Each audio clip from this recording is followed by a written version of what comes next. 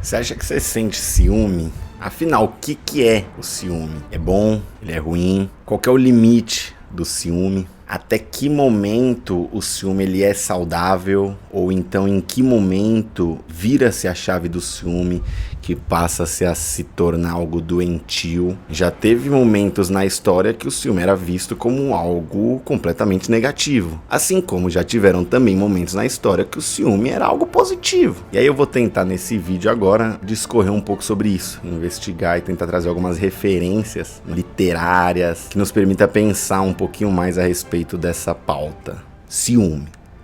Então continua aqui nesse vídeo, já deixa seu like, se inscreve no Ítalo Indicou para acompanhar mais reflexões como essa, porque acho que vocês vão gostar. Tem muita coisa para falar aqui legal. Para tentar pensar um pouquinho mais a respeito desse tema, eu vou tentar começar com vocês falando sobre um clássico da literatura brasileira de Machado de Assis. A essa altura você já deve saber o que eu tô falando, Dom Casmurro.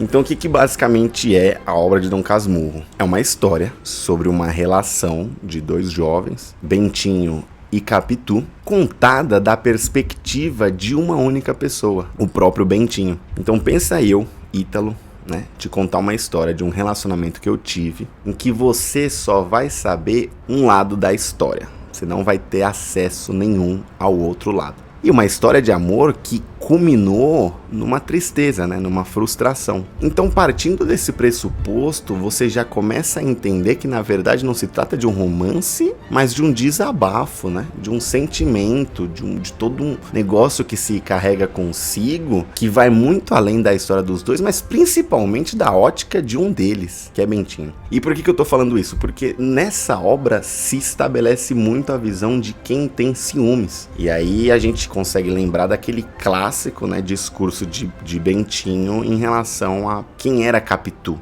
E aí logo na primeira parte, quando o Bentinho tá descrevendo Capitu, ele já diz pra gente que ela tinha olhos de cigana, oblíqua e dissimulada. Por que é tão importante pensar nessa afirmação? Porque quando ele fala isso, ele já viveu toda aquela história, que a gente tá ali lendo naquele momento. Porque é uma história contada no presente sobre o passado. E ao apresentar um personagem, que em tese ele tá contando uma história, de que ele já disse que o olhar dela, que a postura dela, que a energia dela, já era uma postura de se desconfiar, a gente já consegue começar a entender de onde que vem todos os fatos que ele vai contar a partir dali. Você consegue entender o que eu tô falando? E aí, ao desenvolver da história, não vou nem falar de spoiler, porque é uma obra, nacionalmente conhecida, mundialmente conhecida, porque na verdade o que acontece no clímax da história é Bentinho desconfiar que Capitu traiu ele e que inclusive o filho com o qual ela teve com ele era a cara de um outro amigo dele lá, que ele desconfiava que tinha traído ela. Quando ele conta pra gente que o moleque,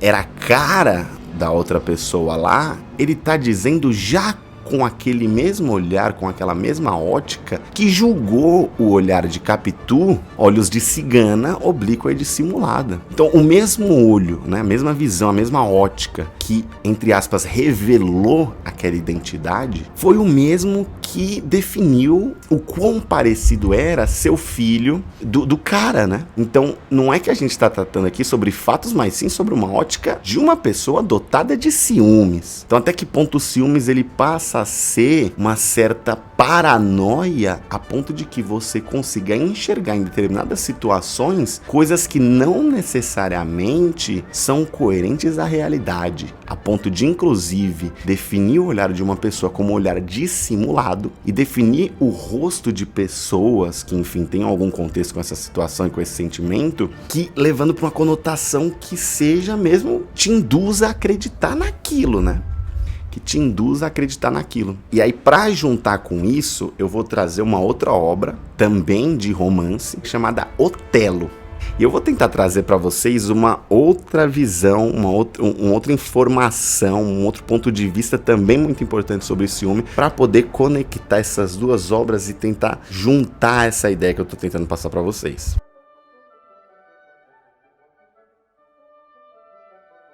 O livro de Otelo, de William Shakespeare, né, como vocês sabem, Shakespeare sempre foi muito expressivo ao fazer esse tipo de crítica ao indivíduo, à sociedade, às falhas humanas, aos vícios humanos. Não quis fazer diferente quando ele quis retratar a situação de Otelo a essa questão que muito foi exposta por Machado de Assis na personalidade de Bentinho e na ótica, na forma como ele enxergava o mundo. Então, muito semelhante ao caso de Bentinho, o Otelo, ele tinha uma sensação de que algo estava acontecendo. Era um cara que, diferente do Bentinho, não era tão desconfiado, ele vivia muito em paz e foi muito alimentado em decorrência de fatores externos. Pessoas que, para tirar ele do poder, começaram a alimentar essa visão. Então, no caso do Dom Casmurro, o Bentinho foi construindo consigo mesmo um sentimento e construindo verdades a partir daí, acreditando nelas. No caso do Otelo, foi algo que outras pessoas foram plantando na cabeça dele, mas da mesma forma de Bentinho, ele acreditou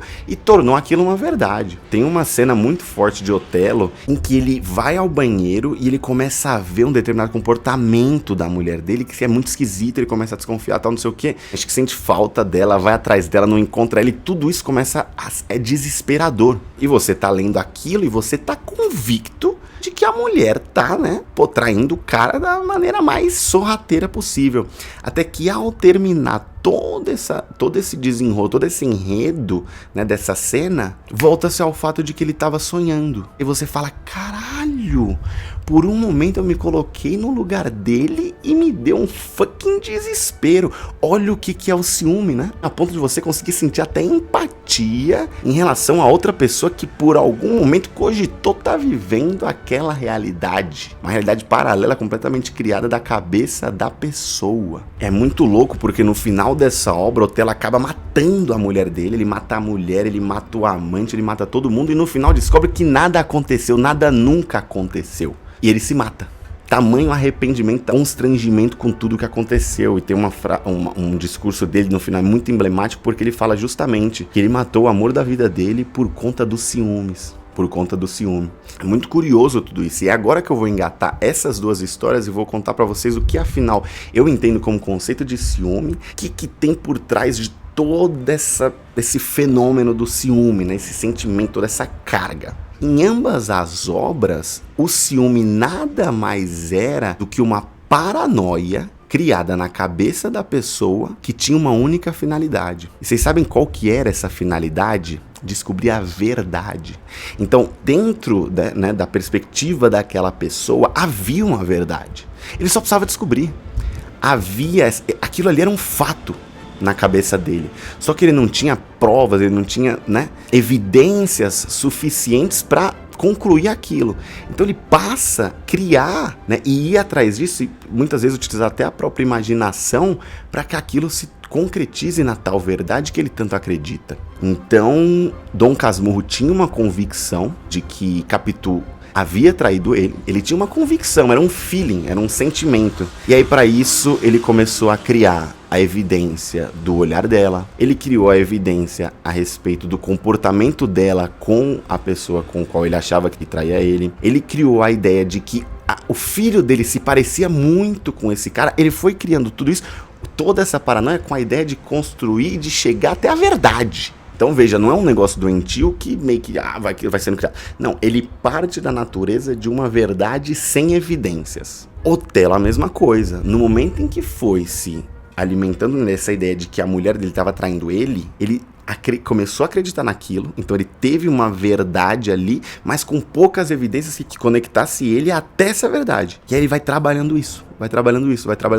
E por muitas vezes o meio com a qual se trabalha isso são as paranoias. São as criações, são os delírios, né? E aí vai dependendo do grau, vai variando o grau. Então pode ser um negócio leve, como pode ser um negócio muito intenso, a ponto de deixar uma pessoa doente. O cara matou a mulher e o amante sem que eles tivessem feito nada. Então é só isso que eu queria dizer, essa reflexão a respeito do ciúme e trazer essas referências literárias que muito expressaram sentimentos de ciúme, muito tem em comum justamente essa construção de paranoia, que busca uma verdade que lá atrás já havia sido plantada, mas não validada, mas não concretizada.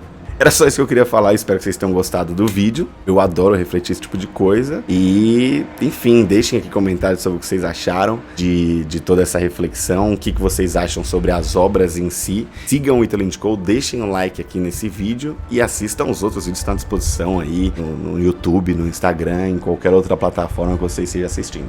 Fechou? É nóis, tamo junto, um beijo e muito cuidado com esse lance dos ciúmes. Lembrem-se do caso de Bentinho e de Otelo. É nóis, rapaziada. Tamo junto.